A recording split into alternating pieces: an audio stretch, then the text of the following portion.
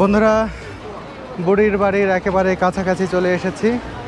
আর এখানে দেখুন কত হাজি এসেছেন এই জায়গাটি দেখতে।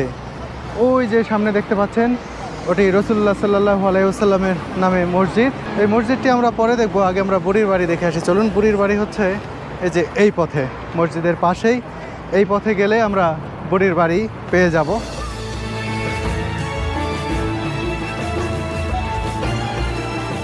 ছোটবেলা থেকে কতবার সেই গল্প শুনেছি, মহানবী সাল্লাল্লাহু আলাইহি ওয়াসাল্লামের চলার পথে কাঁটা দেয়া সেই বুড়ির কথা।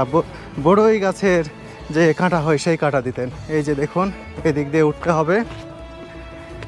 এই যে বাড়িটি দেখছেন, এটি সেই বুড়ির বাড়ি।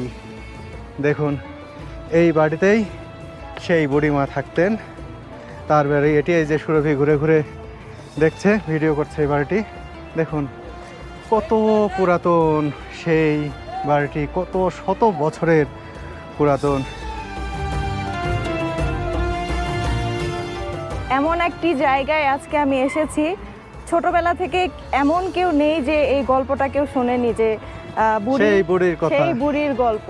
সেই বুড়ি, যে বুড়ি মহানবী সাল্লাল্লাহু আলাইহি ওয়াসাল্লামের রাস্তায় সব সময় কাটা দিতেন। সেই জায়গায় এসেছি, সেই বুড়ির বাড়ি দেখতে পেলাম, সেই ঘর দেখতে পেলাম। একদম ঘরের ভেতরে ঢুকে আছি আমি। আর এই পাশে ছিল বুড়ির সেই বড়ইয়ের গাছ, যে গাছের ডাল উনি মহানবীর রাস্তায় বিছিয়ে দিতেন।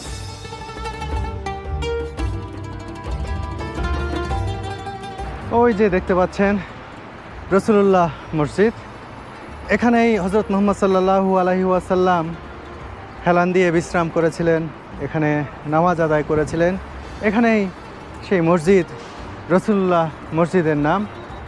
এদিক দিয়েই কিন্তু আগে রাস্তা ছিল, এখানে ওয়াল দেখা যাচ্ছে, আধুনিক সময়ের দেখুন ওয়াল। এদিক দিয়েই নাকি আগে রাস্তা ছিল, পথ ছিল।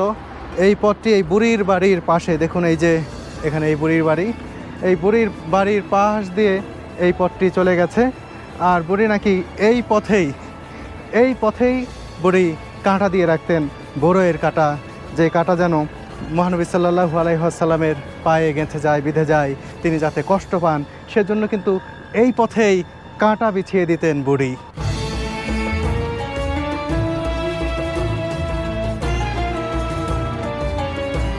চলার পথে প্রতিদিন কাঁটা দিলেও নবীজি সাল্লাল্লাহু আলাইহি ওয়াসাল্লাম কিন্তু তাকে কোনো দিন কিছু বলেননি।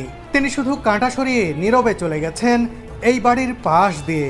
কিন্তু যখন পরপর 2-3 দিন পথে কোনো কাঁটা দেখতে পেলেন না, তখন তিনি ভাবলেন, বুড়িমার কোনো সমস্যা হলো না তো?